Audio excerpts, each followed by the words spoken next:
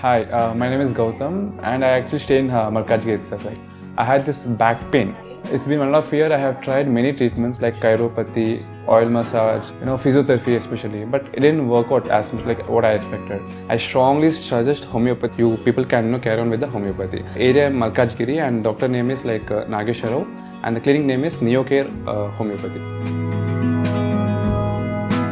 కుంభరాశి వారికి 2024వ సంవత్సరంలో శనేశ్వర భగవానుడు కలగజేస్తున్నటువంటి ప్రతికూల అనుకూల పరిస్థితులు, అలాగే వాటికి పరిహారాలు, హోమాలు, ఏ దేవతార్చన ఆరాధన చేసుకుంటే వీరికి అనుకూలంగా ఉంటుందనేటువంటిది ఈ వీడియోలో తెలుసుకుందాం.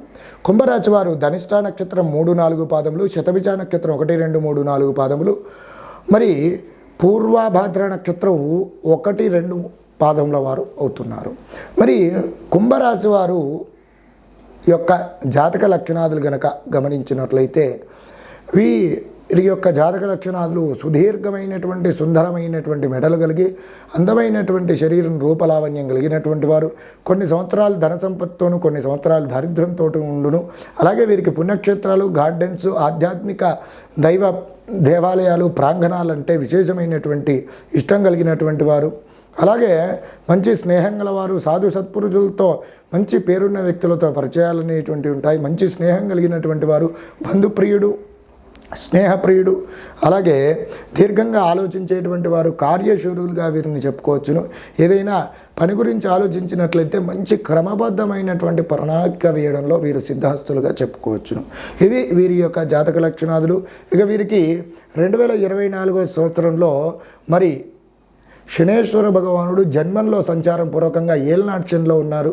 మరి వీటికి ప్రతికూల పరిస్థితులు ఏం కలగజేస్తున్నాడయ్యా కుంభరాశి వారికి అని కనుక చూసుకున్నట్లయితే, తేజోహాని, మతిభ్రంశ, ఘనపీడ, భయం తద, రోగార్ధి బంధు వైరంచ, వ్యసనం జన్మకేశినవు.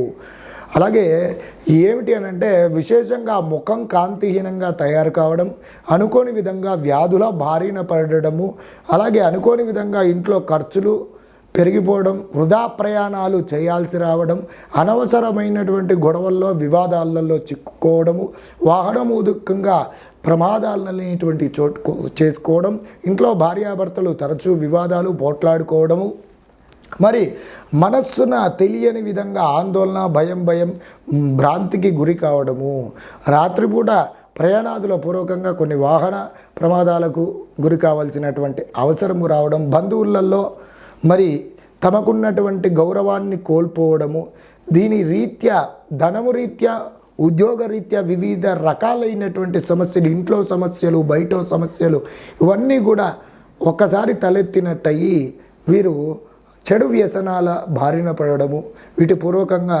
సమాజంలో గౌరవ కీర్తి ప్రతిష్టాదులు కోల్పోవాల్సినటువంటి అవసరము వచ్చేటువంటి పరిస్థితులు ఏర్పడే సూచనలు ఉన్నాయి. కాబట్టి జాగ్రత్తగా ఉండండి. తమరు ఏ దైవం పైన విశ్వాసం అయితే ఉంటుందో ఆ దైవం పైన విశ్వాసం కోల్పోకుండా, ఇన్ని ప్రతికూల పరిస్థితులు ఉన్నప్పటికీ కూడా తమ ఇష్టదైవాన్ని ప్రతినిత్యం ఆరాధన చేసుకోవడం పూర్వకంగా ఇట్టి ప్రతికూల పరిస్థితుల నుండి తప్పకుండా బయటపడేటువంటి అవకాశం ఉంటుంది. కాబట్టి జన్మశని చాలా ఇబ్బందులు పెట్టాల్సినటువంటి అవసరం ఉంటుంది. కాబట్టి విశేషంగా ఇష్టదైవ ప్రార్థన చేసుకోవడము, మరి ధైర్యాన్ని కోల్పోకుండా తమ యొక్క పనులపై కేంద్రీకరించి చెడు వ్యసనాల బారిన పడకుండా ప్రశాంతంగా ఉండేటట్టుగా ఆలోచించుకుంటూ, మరి దైవం పైన విశ్వాసం అనేటువంటిది ఉంచి చేసుకున్నట్లయితే ఈ 7.5 శనిలో, జన్మశనిలో కాస్త ప్రతికూల పరిస్థితుల నుండి అనుకూల పరిస్థితులు ఏర్పడే సూచనలు ఉంటాయి. దీంతో పాటుగా ఈ కుంభరాశి వారు ఏ దేవతను స్మరించినట్లయితే, ఏ దేవత అర్చన చేసుకున్నట్లయితే యోగకారకంగా ఉంటుందని కనుక చూసుకున్నట్లయితే, వీరు ప్రతినిత్యం కూడా వెంకటేశ్వర స్వామి వారిని ప్రతినిత్యం కొలుస్తూ ఉండండి, స్వామివారికి అర్చన చేస్తూ ఉండండి, స్వామివారి యొక్క నామాన్ని ప్రతినిత్యం స్మరిస్తూ ఉండండి, వెంకటేశ్వర సుప్రభాతాన్ని ప్రతినిత్యం వింటూ ఉండండి, స్వామివారి యొక్క నామజపాన్ని కానివ్వండి, స్వామివారి యొక్క గాయత్రిని కానివ్వండి స్మరించడం పూర్వకంగా పఠించడం పూర్వకంగా ఉత్తమోత్తమ పరిస్థితులు పొందుతారు. శనివారం రోజున వెంకటేశ్వర స్వామి వారికి దీపారాధన చేసి తులసిమాలను సమర్పించడం, అలాగే వెంకటేశ్వర స్వామి వారి యొక్క దేవాలయంలో స్వామివారికి అభిషేకం చేయించి సువాసన గల పుష్పములు మరి తులసిమాల సమర్పించి స్వామివారికి ప్రదక్షిణలు చేసుకోవడం పూర్వకంగా చక్కటి దైవబలం అనేటువంటిది లభించి ఈ ఏలినాటి శనిలో శనిపీడ పరిహారం అవ్వి ప్రతికూల పరిస్థితుల నుండి అనుకూల పరిస్థితులు ఏర్పడే సూచనలు ఉంటాయి. వీటితో పాటుగా ప్రతినిత్యం కూడా ఓం శ్రీం ఉపేంద్రాయ అచ్యుతాయ నమః అనేటువంటి నామాన్ని ప్రతినిత్యం పఠించండి, ఉత్తమ పరిస్థితులు పొందండి. శనిపీడ పరిహారార్థమై పరిహారాల్లో భాగంగా మొదటగా దానాలు కనుక చూసుకున్నట్లయితే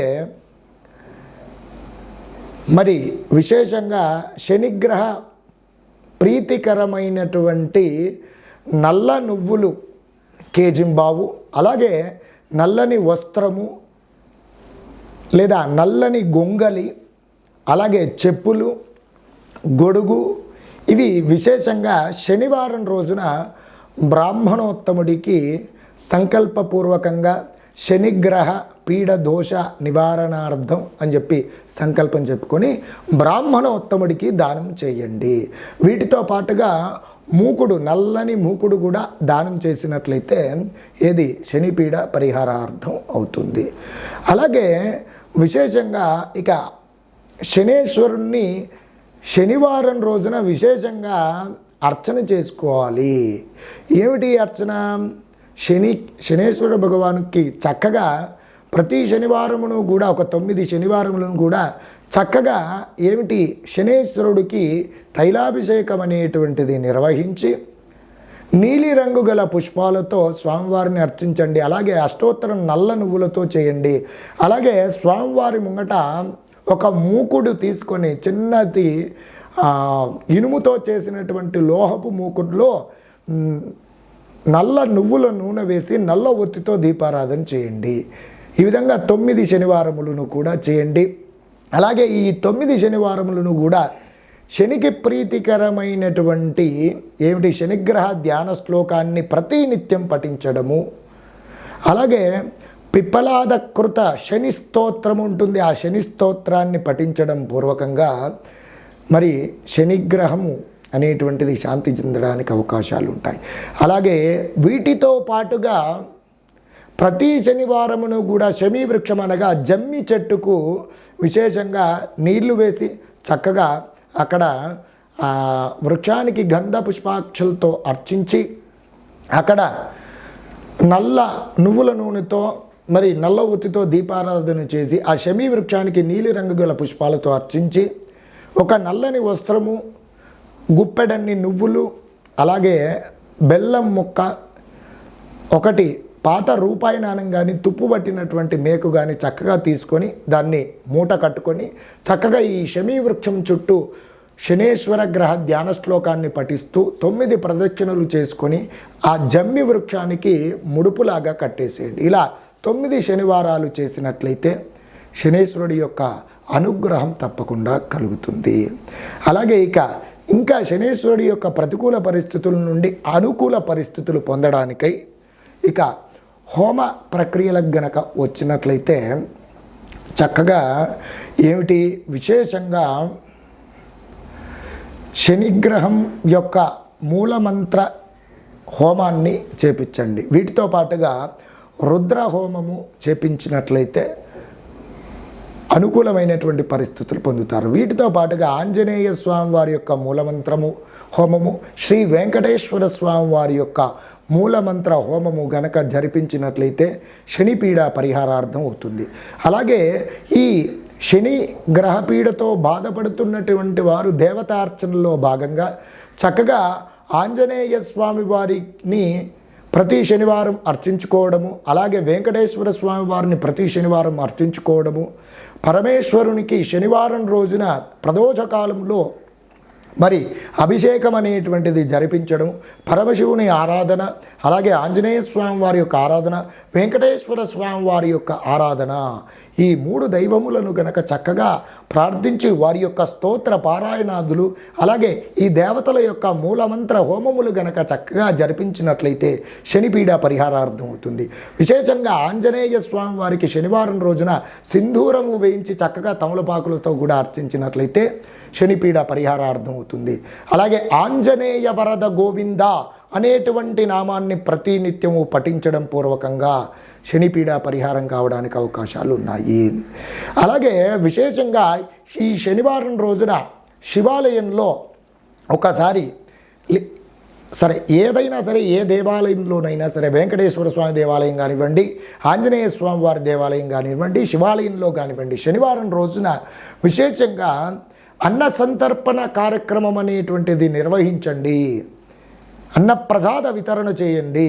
అదే రోజున తమకు వీలైనంత కొద్ది మందికి పేదలకు కానివ్వండి, వృద్ధులకు కానివ్వండి నువ్వులతో చేసినటువంటి పదార్థాలను, అలాగే నల్లని రంగు గల పళ్ళు, నల్లని రంగు గల కంబళ్ళు కానీ వస్త్రాలు కానివ్వండి, వారు వేసుకునే విధంగా వస్త్రాలు అనేటువంటివి చక్కగా చెప్పులు కానివ్వండి, గొడుగులు కానివ్వండి ఇవన్నీ కూడా దానం చేయండి. వృద్ధులకు కానివ్వండి, అక్కడ బ్రాహ్మణోత్తములకు కానివ్వండి, అనాథలకు కానివ్వండి.